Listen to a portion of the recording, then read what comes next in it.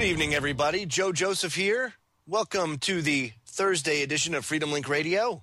My good buddy Tim Watts is alongside me, and tonight my guest, the 2004 Libertarian presidential candidate, the author of the book It's Good to Be King, and hero and defender of the Constitution, Mr. Michael Badnarik. Michael, thank you for coming out tonight, because I am absolutely beside myself, bitter over what's going on right now, especially in the media, with the Constitution, with drones. I mean, we can go on, but I'd love to get your take because you're a feisty one. Feisty can be good or bad. Don't, be careful what you wish for. Oh, no, it's okay. But the first thing that I want to go over tonight is this New York Times hit piece. And folks, you guys know, you heard it. I did a Intel Hub news brief specifically on this article and pretty much lost my mind because I could see nothing but red. And not that I was totally angry to the point that I saw red, but the person that wrote it is obviously a commie, pinko, socialist, Marxist scumbag. So, but I digress. The title of the article is "We the People Loses Appeal with People Around the World." And my first thing with that is, oh, really? That doesn't seem to be what's really going on all around the world. But okay, Mr. Adam Liptak, I'll take your word for it. And the first sentence, Michael, says it best. The Constitution has seen better days. He's not lying there, is he? No. Most people don't know what the Constitution says. They have no idea the ideals that are documented in the Constitution, and therefore they're not willing to stand up and protect them. Most Americans have no idea how far we've come from the Constitution towards communism. Oh, yes, very much so. So the next sentence, sure, it's the nation's founding document and sacred text. Ah, okay. So he knows what it is. That's good. And it's the oldest written national constitution still in force anywhere in the world. Okay, he's doing so far so good. But its influence is waning. Well, absolutely right, the influence is waning. And to me, the reason is the Constitution is merely a piece of parchment, if you will. That's really all it is. And the only thing that gives it teeth is the people. Am I right? Absolutely. Absolutely correct. We, the people, are supposed to protect and defend the Constitution, not the other way around.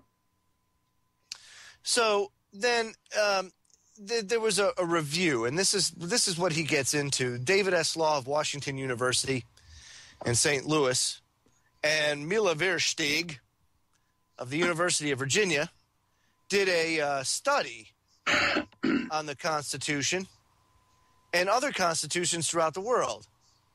It says the study, to be published in June in the New York University Law Review, bristles with data. Its authors coded and analyzed the provisions of 729 constitutions adopted by 188 countries from 1946 to 2006, and they considered 237 variables regarding various rights and ways to enforce them. Quote, among the world's democracies, Professor Law and Versteeg concluded, constitutional similarity to the United States has clearly gone into free fall. Over the 1960s and 70s, democratic constitutions as a whole became more similar to the U.S. Constitution, only to reverse course in the 80s and 90s. Now, when I look at that, I think, what have we been doing over the last 30 years or so? Putting these terrorist organizations in power all over the world, backing despots and dictators. I can totally see why the Constitution or support for the Constitution is waning. I mean, that makes total sense to me. What do you think about that?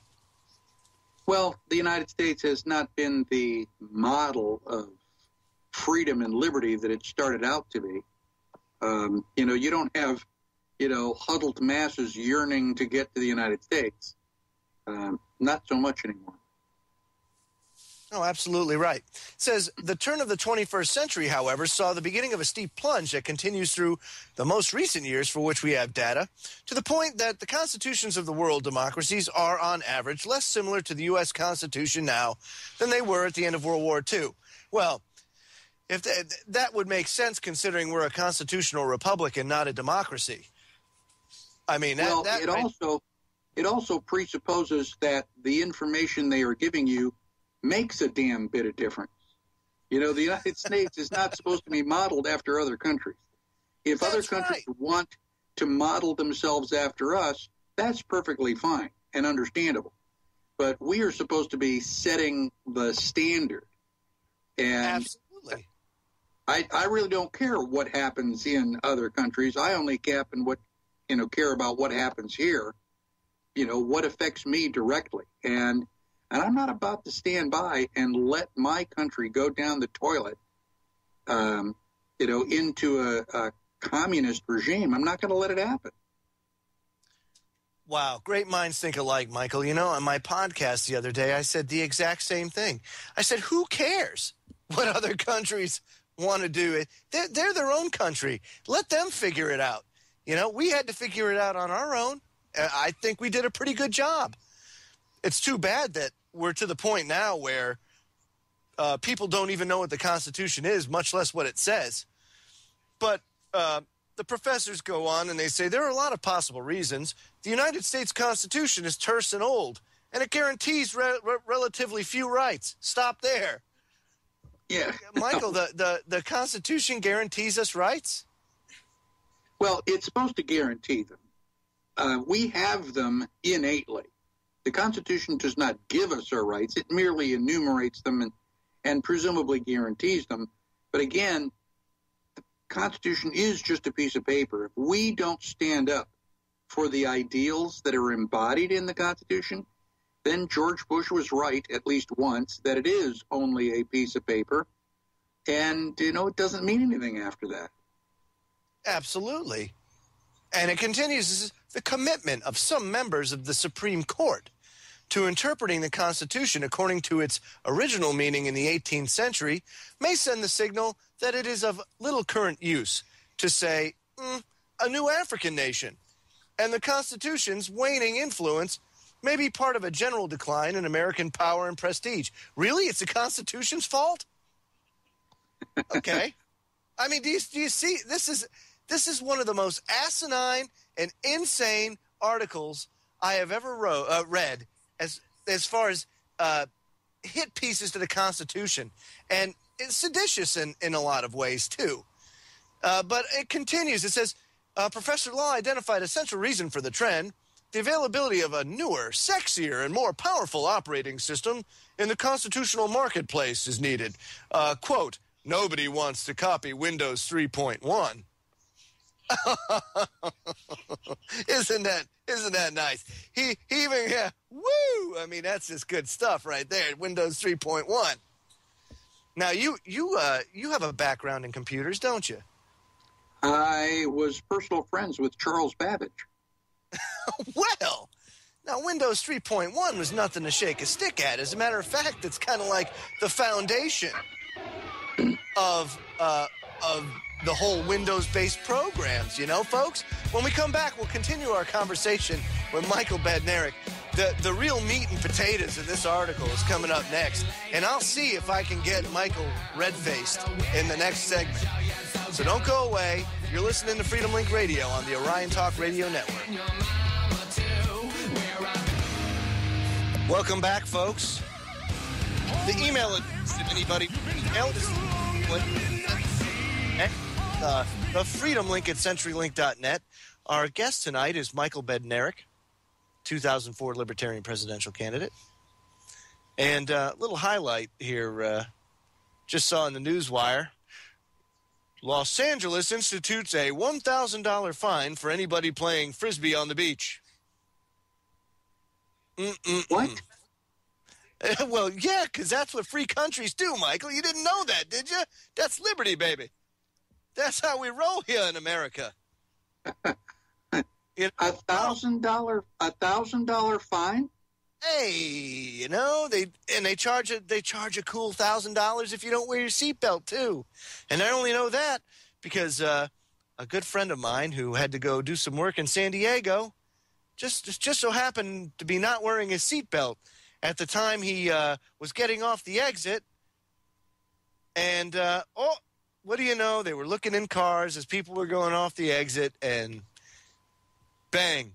Charged with $1,000 for not wearing a seatbelt.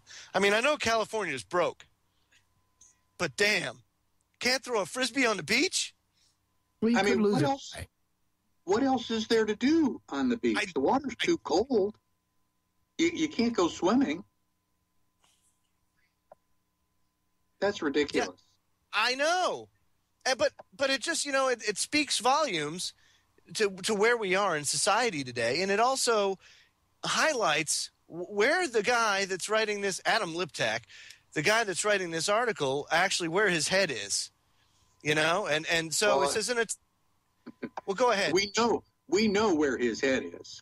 Yeah, I know. Jammed firmly up his tuchus, which takes talent, by the way. I mean, that takes effort. It doesn't take much effort to understand our founding documents and to really dive into our history. It doesn't really take a lot of effort. But it says in a television interview during a visit to Egypt last week, Justice Ruth Bader Ginsburg, who so solemnly swore to uphold and defend the Constitution of the United States, seemed to agree, quote, "I would not look to the United States Constitution if I were drafting a constitution in the year 2012, she said. She recommended instead the South African Constitution, or the Canadian Charter of Rights and Freedoms, or the European Convention on Human Rights. You want to talk about a treasonous dog. That is about as treasonous as you get. Here is a woman that's supposed to be defending the Constitution, and instead, she's trampling all over it. Constitution, Well, whatever. Joe, it's like we said, she is a Council on Foreign Relations member. So is it any surprise that, Ruth Bader Ginsburg would say something just so off the wall like that? I don't know. I mean, are you a fan of Justice Ginsburg, Michael? I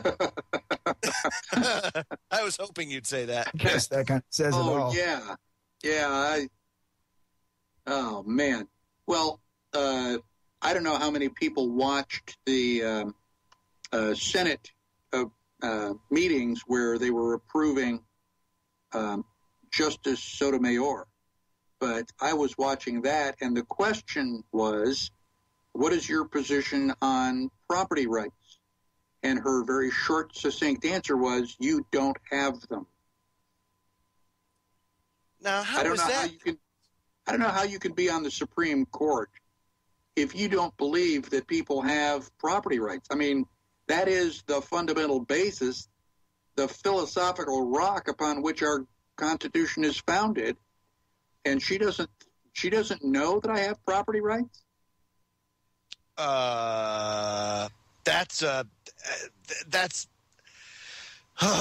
See, herein lies the problem. Yep. And so it goes, the rights guaranteed by the American Constitution are parsimonious by international standards, and they are frozen in amber. As Sanford Levinson wrote in 2006 in our undemocratic Constitution, quote, "The U.S. Constitution is the most difficult to amend of any constitution currently existing in the world today." Let me ask you something, Michael. Why did the Founding Fathers make it so difficult to amend? Because it wasn't supposed to be easy to change. The only way that we could change it was to have a supra majority. 3/4 of the states had to approve it. And it's supposed to set the bedrock. And what most people don't realize is that the Constitution does not give you your rights. It puts limitations on government power. Once you start to understand that, then you have kind of a grasp of what the heck is actually going on. Well, one thing that this guy did, because he ends up being pretty savvy. He knows how to twist things. He's a good spin artist. Yeah, and so he gets into this in the next paragraph. He says, other nations routinely trade in their constitutions wholesale, replacing them on average every 19 years. And here it is. By odd coincidence, Thomas Jefferson, in a 1789 letter to James Madison, once said that every constitution, quote, naturally expires at the end of 19 years because the earth belongs always to the living generation. These days, the overlap between the rights guaranteed by the Constitution and those most popular around the world is spotty. So you think Thomas Jefferson helped frame the Constitution and, write the Declaration of Independence, all for it for 19 years? I mean, that just doesn't seem – something's not registering here with me. So maybe you can impart a little clarity on me, Michael, because I'm not getting it. Well, see, your confusion stems from the fact that you took the time to read the New York Times. I mean, why are you doing that? I know. It's torture. It really is. I mean, we have to understand our enemy, and our enemy are the people from the New York Times, and all the people who not only. Well, the sad part is that I think that the author actually does understand the Constitution, and he is deliberately trying to undermine it. That's the scary part. Right. But, as a testament to a lot of people out there, the New York Times lost $40 million last year. So I can see that not a whole lot of people are buying into it anymore. As a matter of fact, you take a look at the mainstream media as a whole, they've really taken a hit because here they are, they're just a talking piece of the elite and the people that are trying to bring in this Marxist type of one world order, and it's not resonating with America. So in that sense, I'm kind of pleased because as much as this is troubling, it can't go on forever. I mean, they only have so much money. They only have so many things before finally they're going to have to say, we can't do this anymore. Even the New York Times. I disagree that they only have so much money. They control the printing of it. They can print as much money as they need. Oh, right. No, I'm talking about the New York Times. If they can, if they could turn their printing presses into money printing presses, well, that's bad. Yeah. But the fundamental problem is the American people not understanding their rights enough to be willing to stand up and defend them. What do you think it'll take? I have no idea. Hold that thought. No idea. When we come back, we'll finish up on this subject, and then Tim is going to dive into lions and tigers and 30,000 drones. Oh, my. Oh, don't get me going. I'm going to get you going. So sit tight. It's going to be a bumpy ride from here, folks. You're listening to Freedom Link Radio, AM 1650.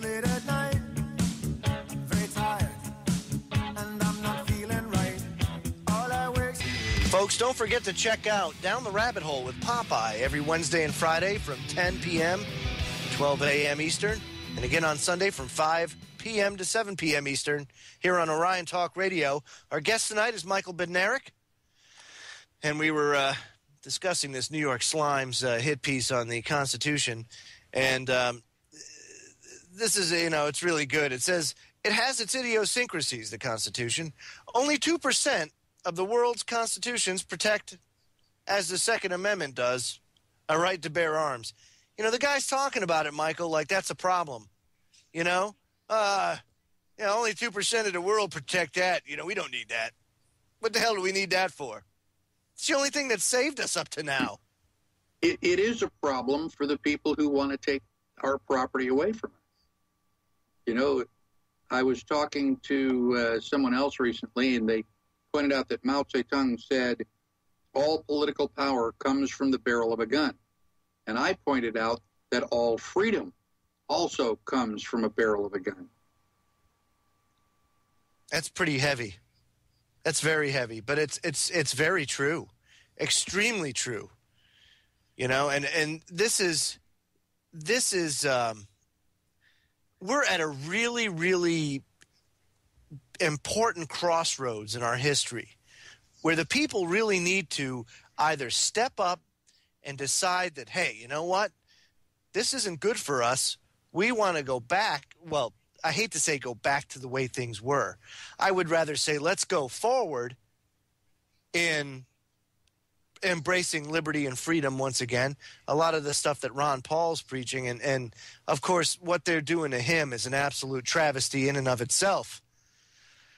But you know, this country really needs to get its head screwed on straight, because if it doesn't, I mean, we're trying to bail the ship out with a bucket, and we're taking on water fast. And I just, it's very hard to see us being able to get all that water out and right the ship at this point. You know, I don't know. What's your thoughts on that? Do you think that as it stands right now, the United States in its present form is salvageable? Oh, absolutely. You and I are sitting here talking. We have still have breath in our lungs. Liberty has more than a chance. So we just have to acknowledge that things may get a little bit interesting before we're able to restore liberty. Yeah, that's a fact. Now, it says, I'm going to finish up with the last couple of paragraphs here. It says, there are, of course, limits to empirical research based on coding and counting, and there is more to a constitution than its words. As Justice Antonin Scalia told the Senate Judiciary Committee in October, quote, every banana republic in the world has a Bill of Rights, he says. And he continues to say, quote, the Bill of Rights of the former evil empire of the Union of the Soviet Socialist Republics was much better than ours, he said, adding, we guarantee freedom of speech and of the press. Big deal. They guaranteed freedom of the speech and of the press and of street demonstrations and protests. And anyone who is caught trying to express criticism of the government will be called to account. Whoa, what wonderful stuff. And my thing is what part of the First Amendment doesn't make it clear that freedom of speech means freedom of speech? Why does it need to be spelled out, Michael?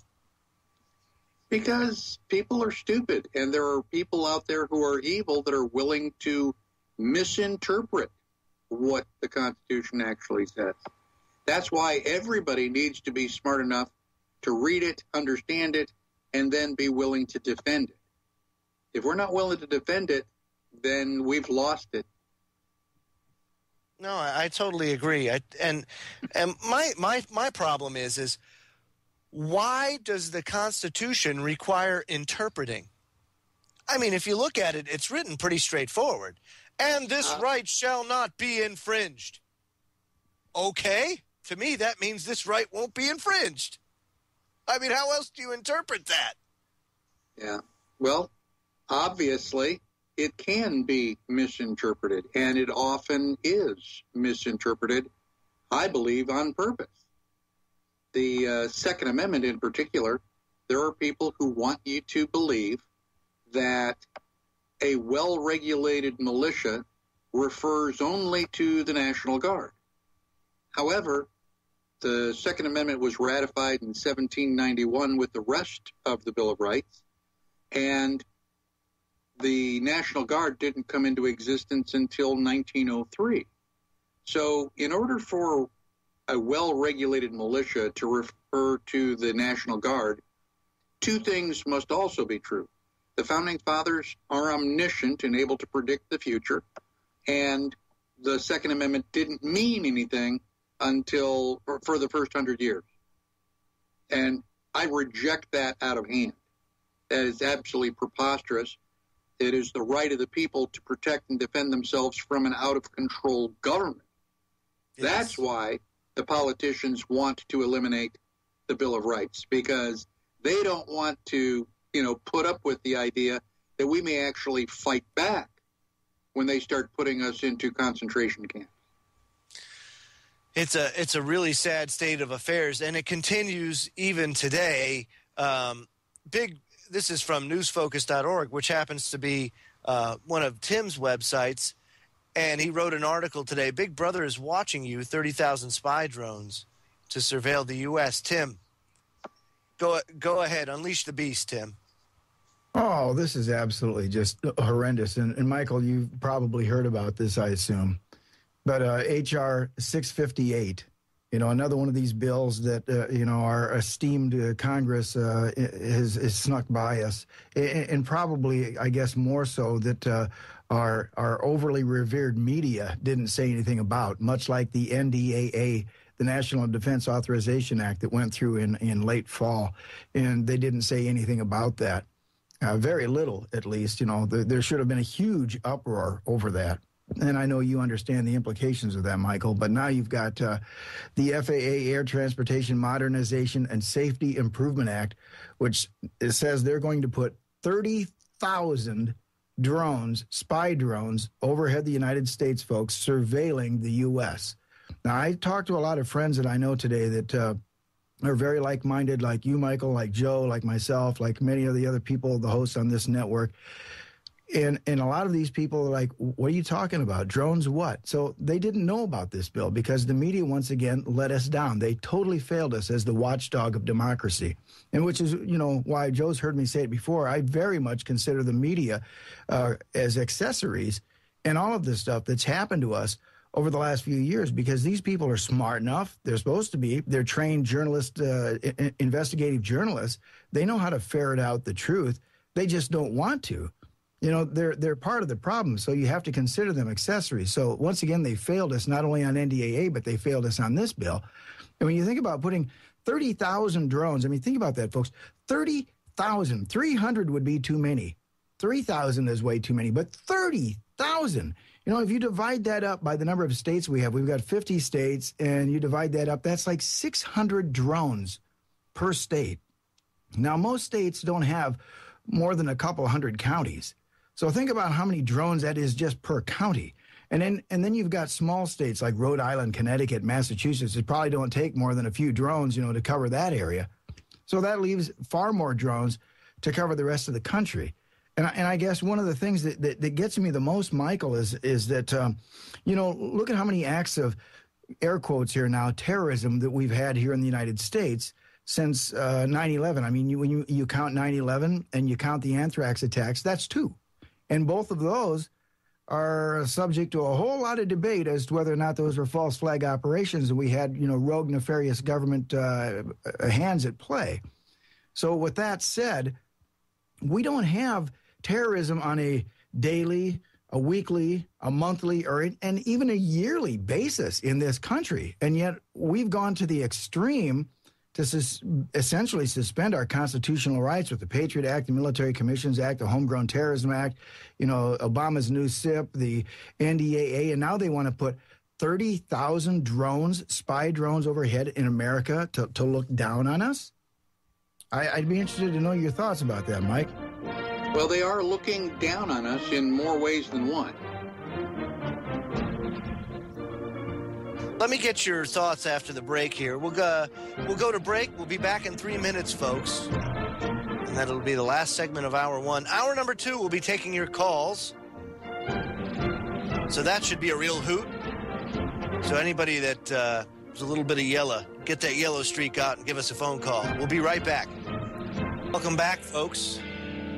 I know you've heard me say this many times in the past, but it's so important. Tisha Cassida is running for Congress, the 3rd Congressional District of Colorado, as an independent.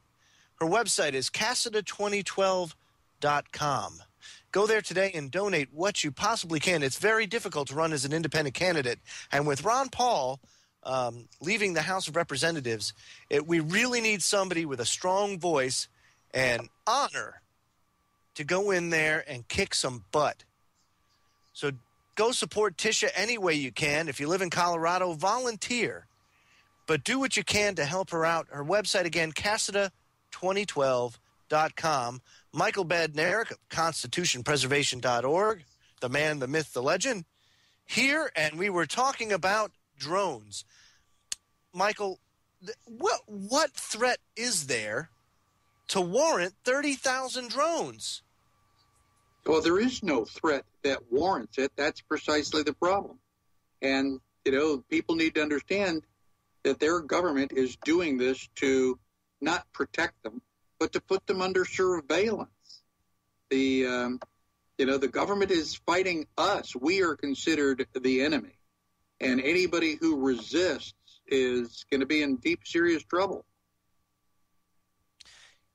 Was it Ben Franklin that said, those that sacrifice liberty for safety deserve neither? Yep. He's the one most often attributed to it. Well, I'm telling you this right now. I don't like it one bit, especially because three of those 30,000 drones are probably earmarked for me. and they're just going to park it over my house. So I'm sure that's that's part of their nefarious plan. But I mean, just take a look at the planning that's gone on over the course of time. I've said before, Michael, if there's one thing, these people are patient, and they don't mind taking the time to put all the pieces of the puzzle firmly in place before they have the opportunity to go ahead and make that move.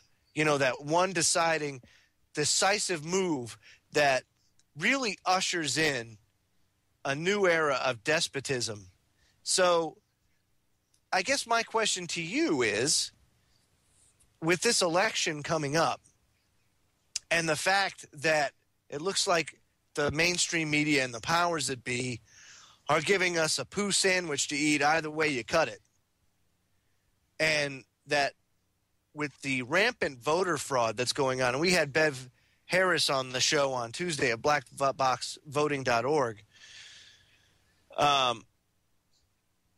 do you think Ron Paul's strategy is sound in that he kind of sees what he's up against and he's going for educating the young people? Is that a good strategy, would you say? Well, we have to educate everybody. The young people are more easily educated because they haven't been inundated with all this crap over the rest of their lives. The problem with old farts like me is that we're pretty much set in our ways, which in my case may be considered a good thing because I'm not going to let the government push me around. But if you've been able to absorb that socialist propaganda and you believe that it's true and worthwhile, and you're not able to be changed in your ways, then that can be a problem. Well, it certainly is a problem for me because I'm set in my ways, and as much as I'd like to go back to sleep and watch that NFL football and go back to the way things were, I just can't. I mean, I have a serious problem with what's going on, and I'm encouraged by the fact that a lot of people out there have a problem with what's going on as well. But do you think it's enough at this point to see through all of the shenanigans that the elitists are pulling to manipulate elections and to take more of our freedoms away? Our foreign policy, they say, we go over there to make sure that we defend our freedom. And we're not even here. We're overseas nation building, but it defends our freedom. And I always ask, well, how free are we? How free are we, Michael? Well, right now, I don't think that we are very free at all. We were talking about the drones a moment ago, and I always like to refer back to, any one of the founding fathers. Patrick Henry was giving his famous speech, and he says, "Are fleets and armies necessary to a work of love and reconciliation? Have we shown ourselves so unwilling to be reconciled that force must be called in to win back our love?" And he's talking about all these armies and navy. He says, they are sent over to bind and rivet us upon those chains which the British ministry have so long been forging. And what have we done to oppose them? So, the federal government has been passing the Patriot Act, Military Commissions Act. Now we've got the most recent NDAA. I don't know what it's going to take. Congress has been systematically, taking our rights away, building the chains to put us into these FEMA concentration camps. And, people just sit back. The drones are just another piece of evidence in this long sequence of, turning the United States into a totalitarian police state. So it's not the drones themselves, although if it was just the drones, that would be a pretty terrible and outrageous thing to begin with. But, it is just a one link in a long chain that's going to, take away all of our rights and freedom. No, you're absolutely right. Go ahead, guys. I would say, it was something that's, very telling and good points, Michael, but something that's very telling in all of this and what's happened recently is it with the NDAA and with the SIP and now with the drones. The thing that's the most telling about all of it, folks, is the fact that the media has not informed you. And again, these guys are supposed to be the watchdog of our republic, of the democracy for which it stands, and they've totally failed us miserably once again. So that ought to be the first tip-off that something's up. I mean, because why would somebody not go on the air and talk about, hey, there's going to be 30,000, I mean, not 300, not 3,000, but 30,000. That's unfathomable. The first thing that comes to mind, guys, to me is like, how the hell is this a good thing for the FAA? You've got a lot of air traffic up there already. And our good, dear New World Order friend, Jay Rockefeller, aka John D. Rockefeller IV, says this is the best thing to ever happen for the FAA. And I can't fathom, how this could possibly be, something good for air traffic in America. That's right, Tim. And, you were talking about media. How sad is it? How sad is it that the most honest media out there, the one media outlet that holds the government to account is Russia Today? I mean, really? It's got to be from Russia? I mean, yeah. Michael, come on. Does that not signify that there's a problem? It's truly an irony, isn't it? Yes. I mean, I'm wondering if you could start a thing on your show to give prizes for all of the drones that are shot down. That could be, shoot down a drone, get a free T-shirt. I mean, we could do that. I don't know what it's. Of course, it would have to be something a little more enticing, I'm sure, than a T-shirt. But who knows? I mean, some people may be patriotic enough to do it. Yeah, perhaps, Michael. Here we go. I shot down a Homeland Security drone, and all I got was this stupid T-shirt. We'd have to have some level of verification, a witness, we can't just start giving out T-shirts to everybody.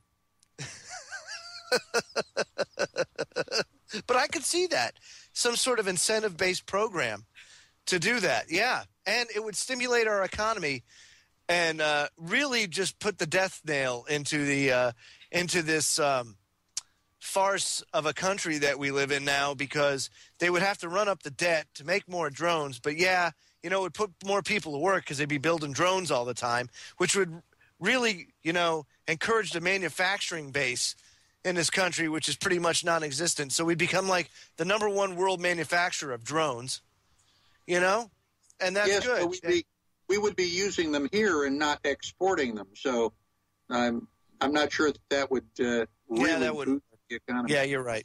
I'm anxious to follow the money trail on the whole thing, because that's, always follow the money, and it'll be interesting to see where all that money goes, and who stands to profit a lot on that, other than the military and industrial complex. But that's a lot of money for drones, considering, we're still going to be using them overseas, and, in Pakistan and Afghanistan and every other country we've conquered since 9/11. And now we add another 30,000 to the bill. That'll be an interesting total to take note of. Absolutely. Okay, we're at the end of hour number one, folks. The call-in number for hour number two, 888-320-6151. That's 888-320-6151. Anybody with questions or comments for Michael? Give a call. And anybody that's pissed or wants to take part in our drone skeet shooting contest, by all means, come on out. So don't go away. Sit tight. We'll be back here along with Tim Watts. Our special guest is Michael Badnarik, 2004 Libertarian presidential candidate, author of the book It's Good to Be King, and defender of the Constitution. His website, constitutionpreservation.org. And it's so good to have him here. I mean, always shed some good light. And boy, I'll tell you what, he's a feisty one, that guy. It happens when you get old, I think. Hey, come on, man. It's all in your mind. We're joined tonight. Our first call tonight comes from Bob in Idaho. Bob, welcome to the show. I'm in Montana, bro. Oh, Montana, Idaho. Yep. No. We're all the same. We're all Americans, You dude. say tomato, I say tomato. You say potato. Unless it's a GMO tomato or potato, whatever, you know. So what's your thoughts? Shit. I got a lot of thoughts. I do. As far as the Constitution goes, it's a new concept. It's 207 years old or whatever. Well, they say a democracy, which we're not. We're a republic. Lasts 200 years. Now, you got to look at history from actually way back, biblical times. History repeats itself, and most people do not know history. They know the Bible, but they do not know history. And if you understand history, you'll understand the concept of greed. And that's what's going on right now. We've got the banks that have grabbed all this power. We're printing money, which is not backed by nothing. Libya and Iraq, Hussein, they essentially, what they did was they told the United States, go screw, we want gold for our oil. We don't want your dollars. So therefore, the United States, and this actually, not the United States, this is all coming from the Vatican and from London. You don't buck up against these people, the Illuminati. They're occultists. The occult is real. Believe it or not, I've studied it. I've practiced it. It works. The forces of good, if you practice good and believe that what comes around goes around, it does. And it's just the same way if you practice evil. And they've taken our constant. Go ahead. Well, what's your thoughts on what Bob's saying, Michael? And Bob, I'll tell you, thank you for the call, because it's very important that callers like you, make the call to come in and voice your opinions and let it be heard. And Bob's right about a lot of things, Michael. You know, the going in because all of a sudden the petrodollars are no longer good enough for these countries, so they got to go in guns a-blazing to make sure that they stop the bleeding. What's your thoughts on that? Well, I agree that, the oil countries only wanted gold. And, the United States is interfering in so many countries. I mean, the average American assumes that we are, here in the United States and we're just watching and reacting to what other countries do. But that's a naive interpretation. We have people from our government out there that are manipulating all of this stuff. For example, we were the ones that put Saddam Hussein into power. And then, years later, we decide that, well, he's no longer a good guy. And so we're just going to take him out. It's really dangerous and scary to think that our government is doing that kind of thing. No, absolutely right. Now, you were involved here recently with the County Sheriff's Project in Las Vegas, weren't you? I was one of the organizers. Let me briefly explain that the county sheriff is the highest constitutional authority in the county. They are basically the only law enforcement elected directly by the people, and their job description basically is to protect the life, liberty, and property of the people in the county. They have the authority to throw the federal government out. Most people don't know that. In fact, most sheriffs don't know that. But we have, we had 115 sheriffs from around the country get together. We explained what the, historical and constitutional source is for their authority. And we had several sheriffs come up and give heartfelt talks about what they have done and their personal successes.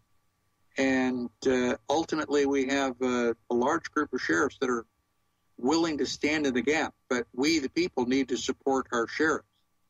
So this was the first of many of these conventions. We are supposed to be deciding when the next convention is going to be. And I will come back on the program and let you know. That's fantastic. Michael, how many attended that conference? There were 115 sheriffs. I think there were ultimately about 200 people in the room. Wow. Were you guys able to keep track of how many states were represented? I think, off the top of my head, I think it was 38 states. Okay. Well, that's a good number. Yeah, that's a good chunk. That's a good chunk of states. And what would you say the reception was to the message? I was frankly stunned. I was hoping these sheriffs would come out and just listen. If they came out to listen, I was going to be thrilled that we had accomplished what we wanted. But not only did these sheriffs arrive and listen, they were enthusiastic. They were thrilled. I had one sheriff tell me it was about damn time somebody put together an organization like this. And they learned that they had the support of the other sheriffs. They learned that the people were behind them. And I think it gave them the courage to stand up and do what's right. So we had an outpouring of support. It moved me to tears at one point. It really did. Wow, that's pretty heavy. And I'm actually encouraged that, you said that 38 states off the top of your head is represented. That is fantastic. What do you think, or how do you see it playing out in the future? I mean, do you see it spreading like wildfire? I mean, and the reason why I ask is because, I've said this off air to you, and, I'll tell everybody, my sheriff sucks. Period, end of story. I mean, I tried for almost 2 hours to explain to him that roadblocks violate the Fourth Amendment of the Constitution when it deals with checking your license and registration, pulling you over with no probable cause, and he just couldn't understand it because to him, he didn't care about the Constitution. He cared about the laws of the state of North Carolina. Woo-wee! So, I mean, that's what I'm up against, and I think that's what a lot of other people out there are up against. The fact that these sheriffs who think they're doing a good thing and probably in their heart think they're doing a good thing, but they're really not. Folks, we'll be right back in 3 minutes' time. Don't go away. More with Michael Badnarik, and we'll be right back. Welcome back, folks. Our guest tonight, Michael Badnarik. The email address to the show is thefreedomlink@centurylink.net. That's thefreedomlink@centurylink.net. And before the break, we were talking about the County Sheriff's Project and their convention that they held in Las Vegas, Nevada this year. And, Michael, you said that you sent out 3,000 invitations. You got 115 to come to the convention, and that's about 3%, and such a historically significant number, 3%. That's the percentage of people that actually participated in the American Revolution. Right. And there's a patriot group, I think they refer to themselves as the 3%ers, meaning that they are the ones willing to actually come to the aid of the country. I find it a very, very interesting parallel that's the same number that participated in the American Revolution that actually participated in the in that convention that you had. Now, what were some of the topics that were discussed during the convention? I was the first speaker. I tell people that I was allowed to light the fuse on the Second American Revolution. My first topic was rights versus privileges, the proper role of government, and the Bill of Rights. And I had to get all that done in an hour. Sheriff Mack got up and gave a presentation on his successful Supreme Court victory and the 10th Amendment. Larry Pratt got up and did a presentation on the Second Amendment. We had Joseph Bannister was there to talk about the income tax, which fantastic. The sheriffs were very, very interested in that. Joe was getting a lot of follow up. The sheriffs were coming up and talking to him during the break. After lunch, we had, I think, 8 different sheriffs from across the country who have stood up. Now, my favorite, I'm actually linked to it. I mean, I'm a part of it. After a recent hospital visit, I decided I was going to drink raw milk on a regular basis. The woman who buys the raw milk in Indiana will stop every Wednesday and, deliver my raw milk. The Amish farmer that she buys the milk from was being harassed by the FDA. And I'm giving you the short version. The local sheriff told the FDA that if they didn't leave this guy alone, he was going to arrest them. Well, they tried to threaten him back, told him that he was interfering with a federal investigation. And he says, well, come on down. And the federal government decided, no, we're not going to do anything right now. Just don't leave the country. This Amish farmer is going to box up all of his cows and dig up his farm and take it with him? Yeah, because, there's just not enough covered wagons in the United States, I think, left to be able to transport his farm somewhere else. I don't know if you could put that in the overhead or not.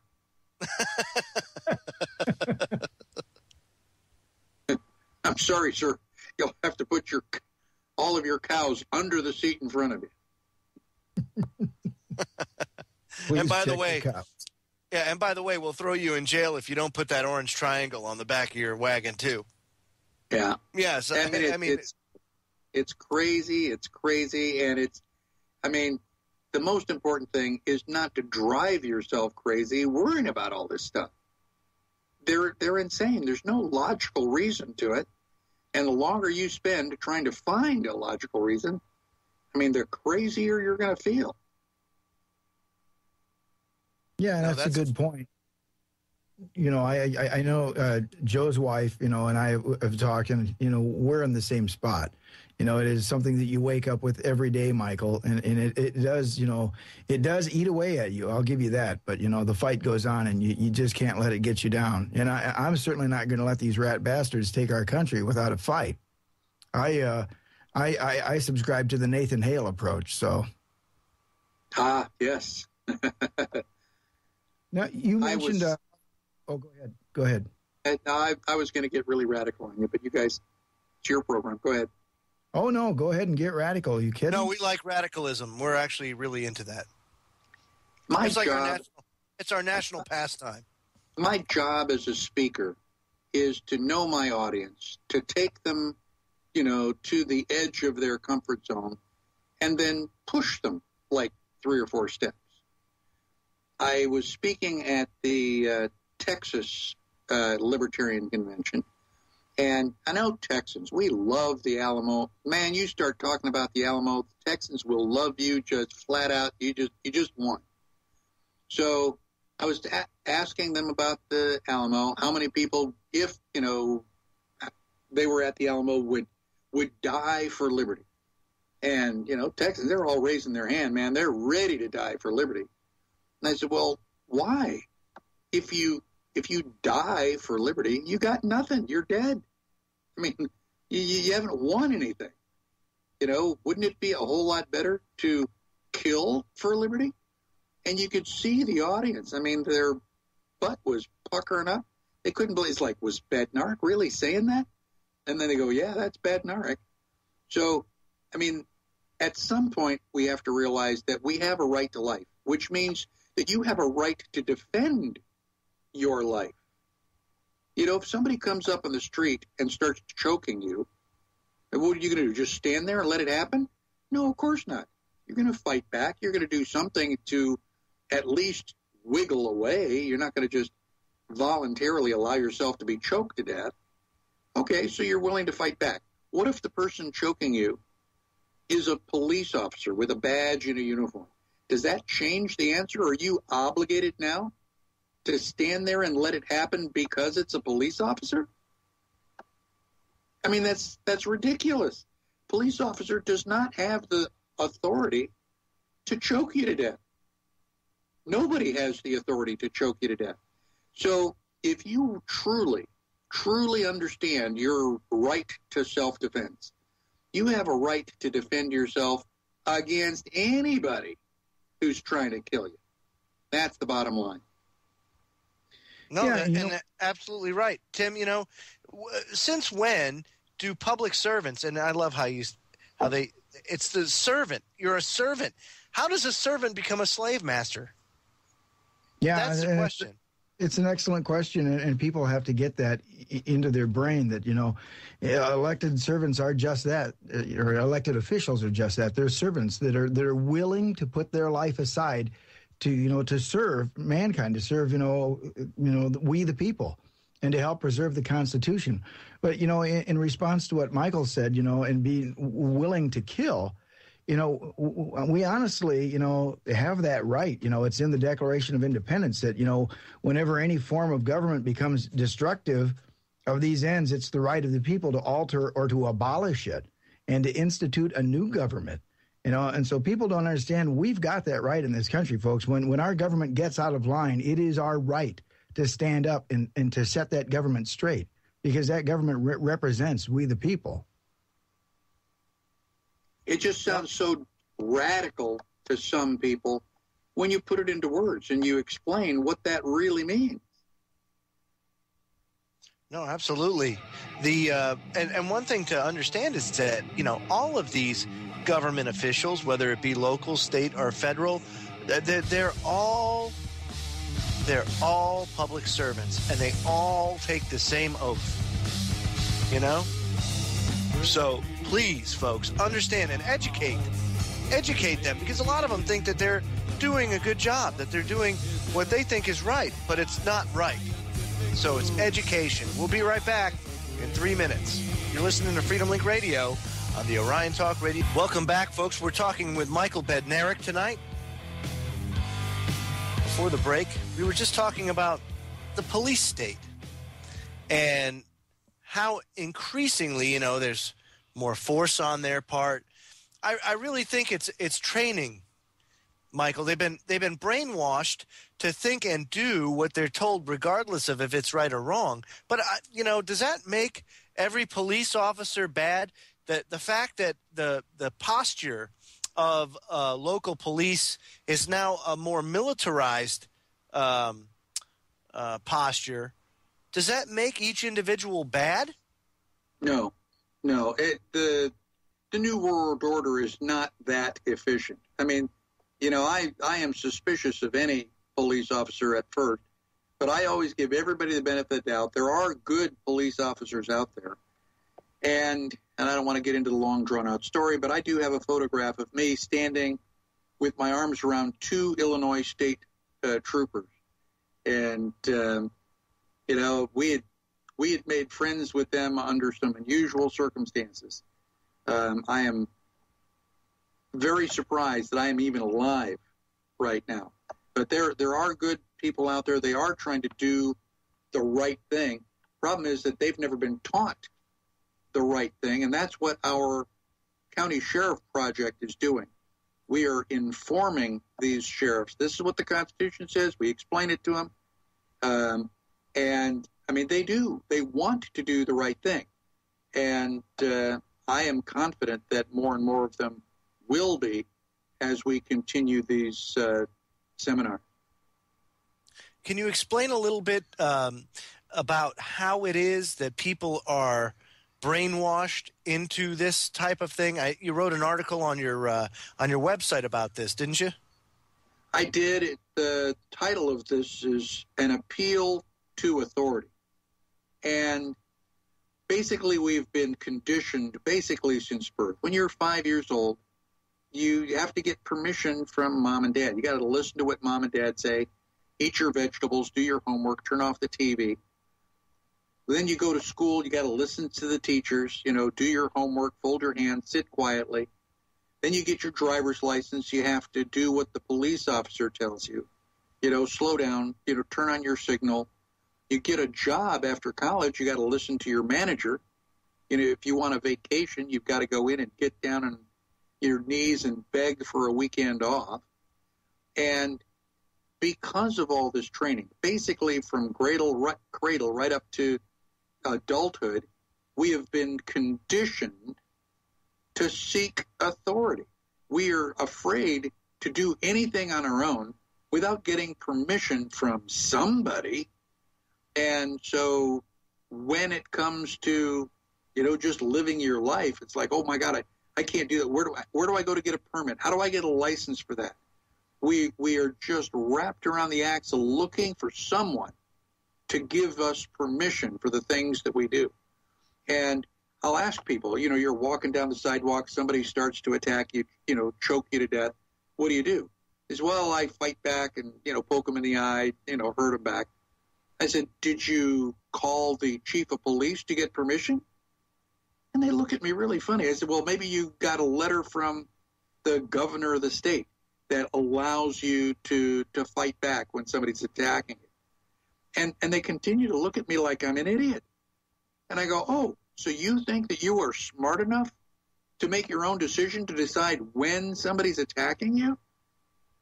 And that is the whole point. I'm trying desperately to teach these people that you can make your own decisions. You don't have to wait for somebody to give you permission to defend yourself. I mean,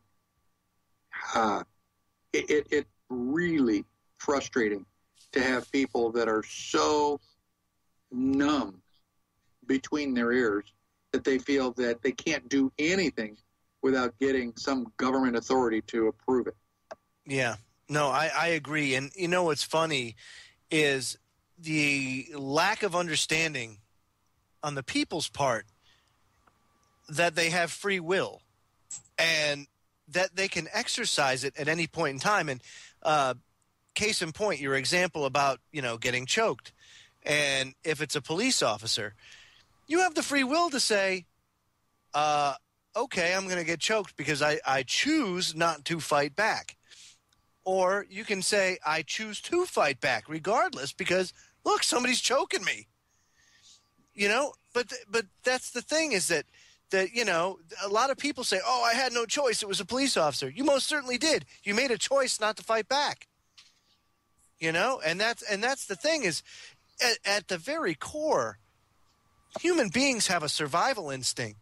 You would think at some point in time it would kick in. Oh, look, I'm being choked. This is not good. I cannot breathe. I must fight back. One would hope that it would eventually kick in. But yeah, it's not always true.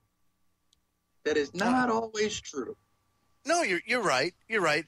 But do you think that's because of the programming over time that's kind of stifled that instinct? Oh, absolutely. Absolutely. That's my entire premise of that newsletter article.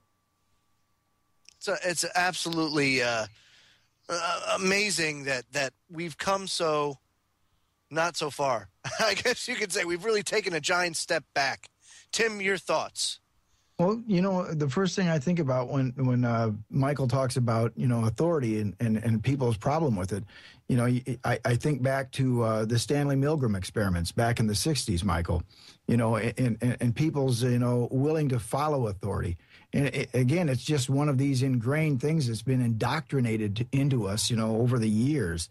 And people just have to realize that in this country, this is the one country in the world where we actually are, in essence, we are the authority people. We the people, granted we have police officers to help us, facilitate the security of this country and to help us protect our rights. But for all intents and purposes, we the people are the authority in this country. And you've got to look at it that way, folks. You've got to realize that liberty is in your hands. It's in your hands every single day. And unless you do something about it, you're going to lose it. It's going to slip away. That's true. And you got to exercise it. And I was talking to somebody earlier, they said, well, Michael, that's what you should be teaching. You should teach somebody how to be brave. And I explained that I can demonstrate it. I can be brave and people can watch me. But I don't think that bravery is a skill that can be taught. It's like trying to teach one of your buddies how to pick up women. It's like, oh my God, you're such a suave, debonair, the women just love you, like teach me how to do that. Well, you're either Richie Cunningham or you're the Fonz. And I don't know that Richie Cunningham will ever learn anything about women from the Fonz. And I think the same is true about bravery. I mean, everybody should have it, but they don't. And I don't know how to teach people how to be brave. It's like, come on, grow a pair. It's something I think you have to grow into, to be quite honest with you. Courage is sometimes very hard to come by in tough situations. But it's just getting yourself in the train of thought to do the right thing all the time. Because believe it or not, a lot of times it's harder to do the right thing. So sometimes it's so much easier to just kind of shy away or stay in the corner, or not get involved or, kind of be passive aggressive. It's so much easier to be that way. It is certainly easier to be that way, but you end up on with the short end of the stick all the time. Absolutely. And I disagree that you always have to learn it. My mother says that I was born with a book in one hand and a cigar in the other. I can see it. I could definitely see that. Matter of fact, send me a baby picture, will you? I want to see if that's the truth. She said that I was 2 years old or less, sitting in the high chair, and she's trying to be a good mom to feed me.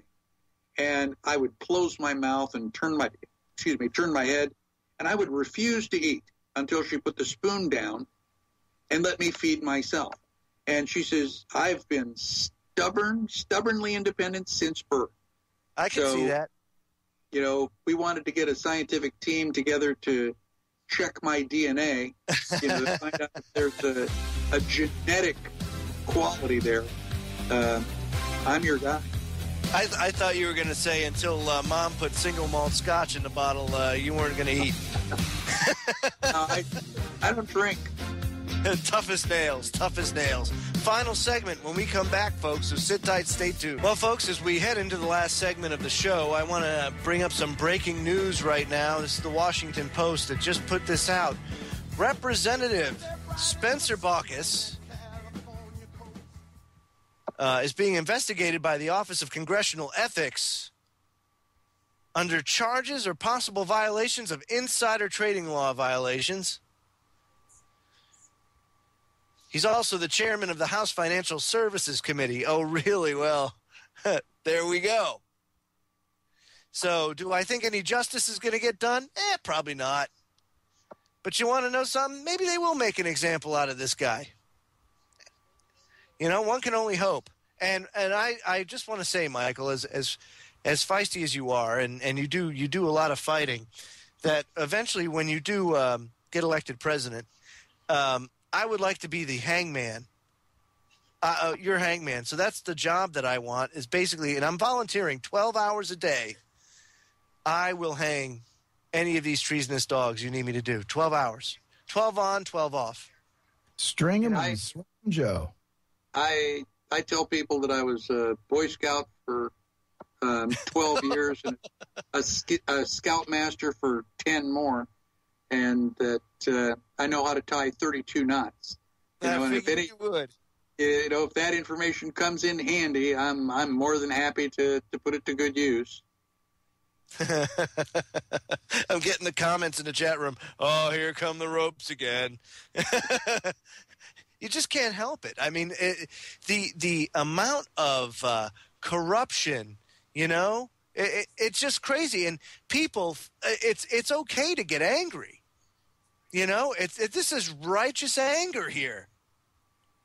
This is it. I mean, wow. You've got to get angry. I mean, you have to. That's the only way, Tim. It's the Howard Beale, from Network. You've got to get angry, folks. You got to get pissed off about what's going on here. I mean, our forefathers just didn't roll over when Britain wanted to come back and, force their monetary system on us again and take away our colonial script. And, they stood up and they fought for what they wanted, for the principles of this country. And if you're not going to do that, for crying out loud, don't be surprised with what you get.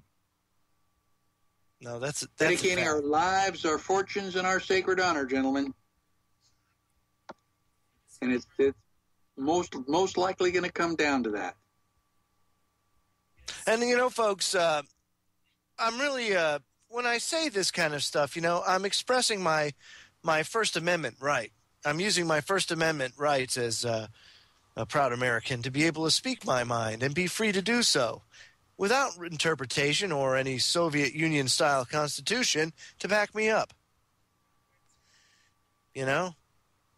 That's the thing that people need to understand is Michael, Tim, myself, we're not threats. We're not a danger. We're trying to save this country, save the republic.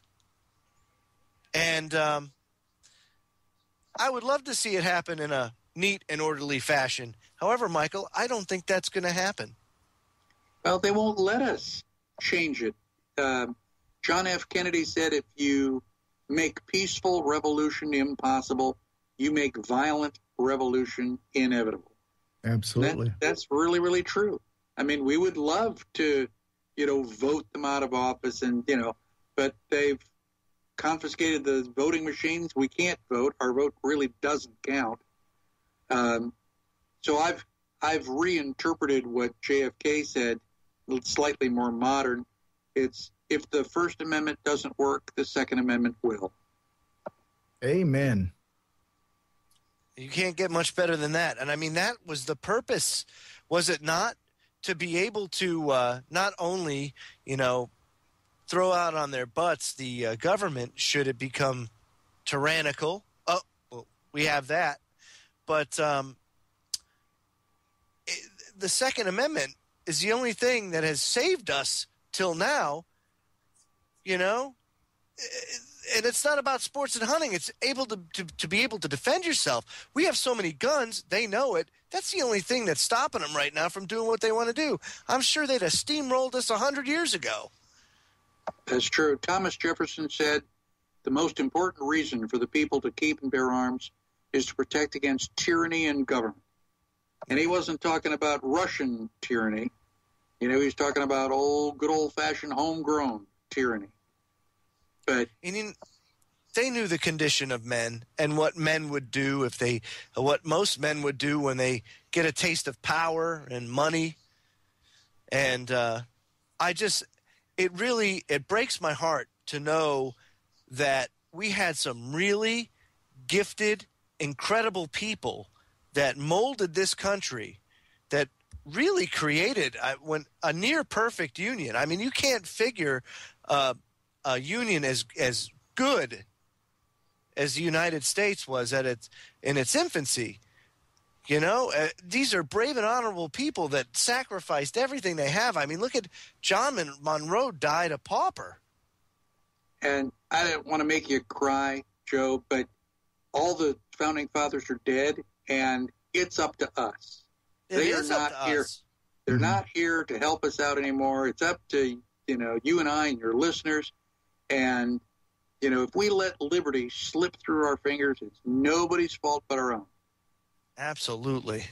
And, our founding fathers, this was called the Great Experiment. They thought about it long and hard when they put these documents together, folks. It wasn't just an accident. And when we talk about the Second Amendment and the right for us to have guns, they understood, about governments because it was their experience. And so they gave us a way to preserve what they gave us.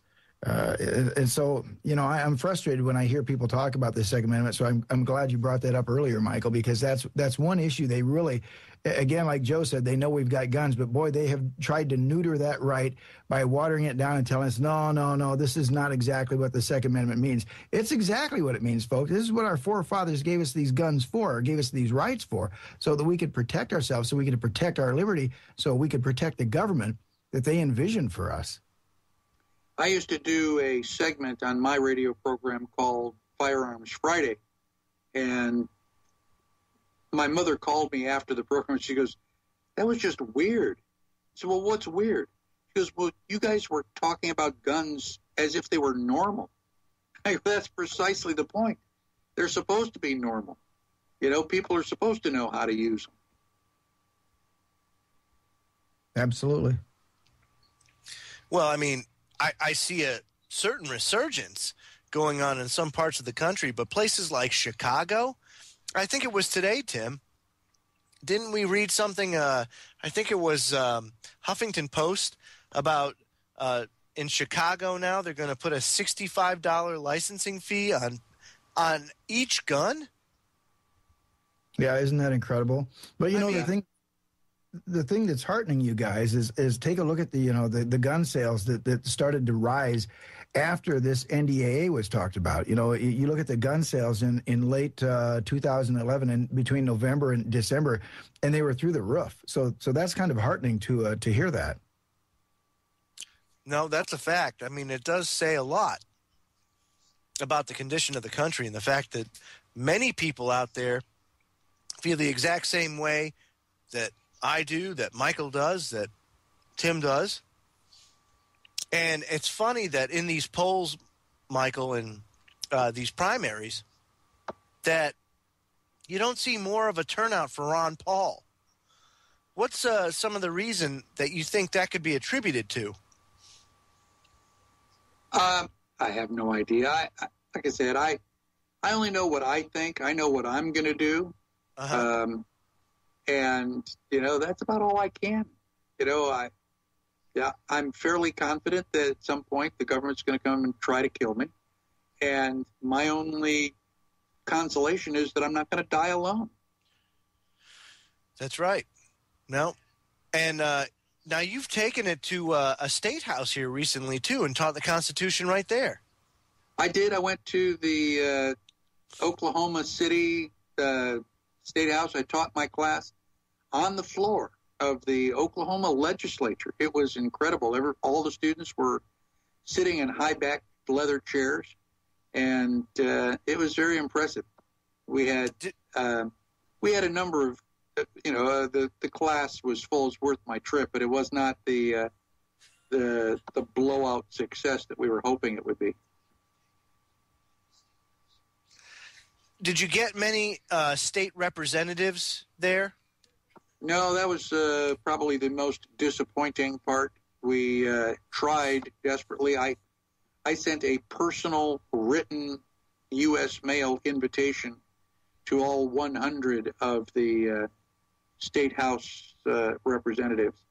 Wow. And the only state rep in the class was Charles Key, who was the gentleman who invited me to come down in the first place. Amazing. Wow. Well, that's the show for this evening. Michael, thank you for coming out. Can you give everybody your website address? I am at constitutionpreservation.org. constitutionpreservation.org. You can sign up for a class. Go to the class menu and request a city.